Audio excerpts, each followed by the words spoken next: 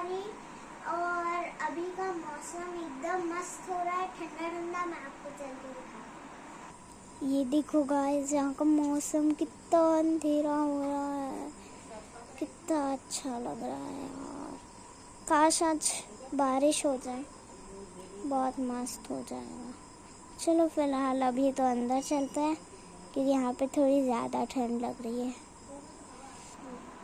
और आज थोड़ा घर सूना सा लग रहा है, क्योंकि जब मैं उठी तब पापा एग्ज़ाम देने चले गए थे। एकदम शॉक्ड हो गई यार, इतना जल्दी कैसे चले गए। तो अब मेरे को भूख लग रही है, मैं चलती हूँ। मम्मा क्या नाश्ता बनाई है, मैं जल्दी जल्दी खा के रेडी होंगी स्कूल के लिए। चलो आज हम देखते हैं।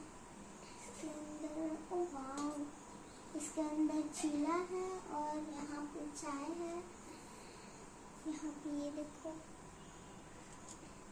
ये रही चाय।